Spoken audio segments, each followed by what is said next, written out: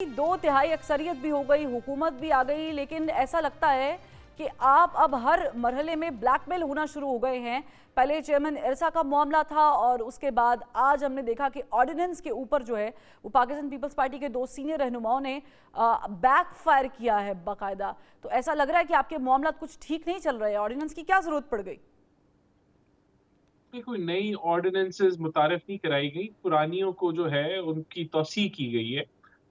Definitely अगर वो lapse हो जाती तो जिन चीज़ों के ऊपर वो थी तो वो कवानीन इन दी एयर हो जाते। तो मैं एग्री करता हूँ कि असेंबली का काम जो है वो बिल्स पास करना है, लेजिस्लेशन करना है और बेहतर है कि असेंबली के थ्रू अब ये जो तौसीह मिल गई है। I am sure in subjects के ऊपर जिन पे वो ऑर्डिनेंस आई थी असेंबली में जो है कार्रवाई इनके ऊपर की जाएगी ताकि फिर फर्दर जो है वो तौसीह ना देनी पड़े इन ऑर्डिनेंसेस के ऊपर।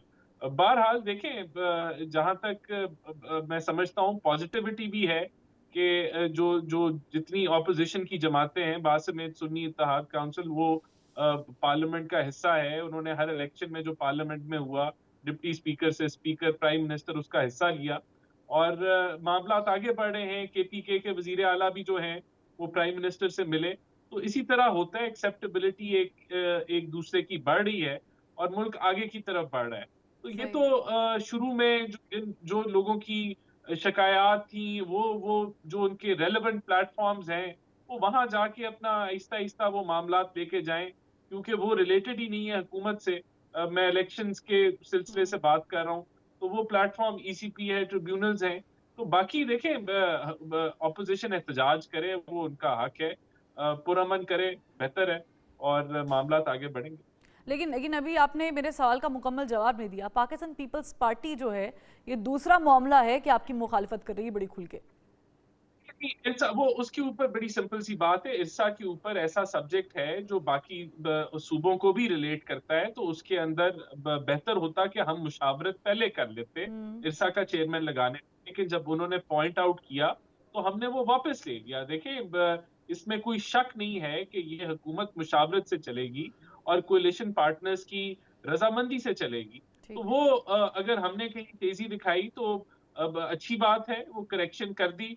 अब आपस में जब आप मिलके चलते हैं तो इसी तरह होता है। कोई अगर सही है। हमने इतनी कहीं इतनी ज्यादा गलती। तेजियां ना दिखाएं। कोई दूसरी पार्टी भी फरीक भी बन सकता है, उसमें हिस्सेदार भी बन सकता है। शौकत यूसुफ साहब, मुझे बताएं कि एक तरफ तो जाहिर है कि आप लोग बातचीत करके आए, अली अमीन गंडापुर साहब की मुलाकात हुई शहबाज शरीफ साहब के साथ और यूं एक तासुर मिला कि कुछ चीज़ें बेहतर होने जाएंगी, क्योंकि उन्होंने कहा कि हम विफाक के साथ कोऑर्डिनेशन रखेंगे। हुकूक के मामले पे उन्होंने बात की है। लेकिन आज असद कैसर साहब का बयान नज़र से गुजरा है। वो कहते हैं कि अब मुफाहमत नहीं, मज़ाहमत होगी। आप लोगों की पॉलिसी क्लियर नहीं हो रही अभी तक। बिस्मिल्लाहिर्रहमानिर्रहीम, बहुत शुक्रिया। देखिए जी, दो चीज़ें हैं ना। एक तो सियासी तौर पे बात है कि हम समझते हैं कि जो मैंडेट चोरी हुआ है उसके खिलाफ जो एहतजाज है वो तो जारी रहेगा। ज़ाहिर है जब तक हमारे ग्रीवेंसेस दूर नहीं होती तो सिर्फ बातचीत और अच्छी बातें करने से तो मामलात हल नहीं होते। और दूसरी तरफ आप देखें इंतकामी कार्रवाई जारी है। हम्म। शानदाना गुलजार के खिलाफ एफआईए का केस लाना इस मौके के ऊपर, तो ये मैं समझता हूँ बड़ी अजीब सी सूरत हाल है इस मुल्क के अंदर कि अगर पंजाब के अंदर एहतजाज भी हो तो एहतजाज पे भी मतलब लोगों को लाठियां बरसाई जाती है, उनको जेलों में डाला जाता है, दहशतगर्दी के मुकदमे कायम हो रहे हैं। तो मतलब ये कि सियासत आहिस्ता आहिस्ता खत्म होती जा रही है ना, और ये जो बर्दाश्त है वो भी खत्म होता जा रहा है। तो दूसरी तरफ हुकूमत है। अब जाहिर है अली अमीन गंडापुर अगर मिला है तो वज़ीर आला की हैसियत से मिला है और वो पहले से डिसाइड हुआ है। सूबे के हकूक़ के हवाले से बात होगी तो वो प्राइम मिनिस्टर से बात होगी। गो कि हम समझते हैं कि ये नाजायज़ हुकूमत है, हमारे मैंडेट चुरा कर बनी है। लेकिन ज़ाहिर है सूबे के हकूक़ की बात है तो हम किसी सूरत में सूबे को किसी मुश्किल में नहीं डालना चाहते। अवाम ने मैंडेट दिया है, अवाम के मैंडेट को हम सही तौर पे इस्तेमाल करेंगे। जहाँ ज़रूरत पड़ी वज़ीर-ए-आज़म से मुलाकात भी होगी। लेकिन सियासी तौर पे अगर वो कोई दौरा करेंगे, सियासी तौर पे अगर कोई उनकी एक्टिविटीज़ होगी तो उसमें वज़ीर आला शिरकत नहीं करेंगे। अच्छा, यानी आप लोग सिर्फ इसको प्रोफेशनली डील करेंगे और जहां ज़रूरत पड़ेगी वहां पर अली अमीन गंडापुर साहब जो हैं वो अपनी प्रेजेंटेशन या अपनी प्रेजेंस शो करेंगे। उसके अलावा आप लोग बातचीत नहीं करेंगे। जैसे जब देखिए, इस वक़्त जो है ना, मैं आपको बताऊँ कि 1500 अरब रुपए से ज़ायद हमारा इस वक़्त मक़रूज़ है वफ़ाक। हम्म। वफ़ाकी हुकूमत जो है वो 1500 अरब रुपए से ज़्यादा मक़रूज़ है। अब ये पैसा जब तक नहीं देंगे, तो सूबे में मुश्किलात रहेंगी। तो हम चाहते हैं कि चूँकि पहले फाटा हमारे साथ नहीं था, अब तो फाटा भी सूबे का हिस्सा है। हम्म।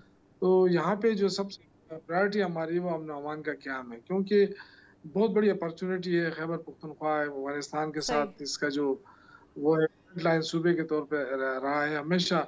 हमारी कोशिश है कि सेंट्रल एशिया तक पाकिस्तान की रसाई होगी तो तब जाके हमारी ठीक। एक्सपोर्ट बढ़ेगी और आगे तरक्की करेंगे।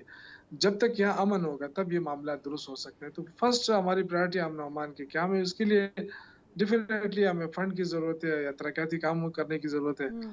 तो उसके लिए हम शहबाज़ शरीफ साहब से राब्ता हुआ है कि जी हमारी मुश्किलात को देखें और आप अमन की और उसकी बात करते हैं मुफ़ाहिमत की, तो मुफ़ाहिमत तो तब होगी जब आप सियासी कैदियों को रिहा करेंगे, मुफ़ाहिमत तब होगी जब आप सूबों के हकूक़ को हम्म। तस्लीम करेंगे, दूसरे के मैंडेट का एहतराम सही। करेंगे।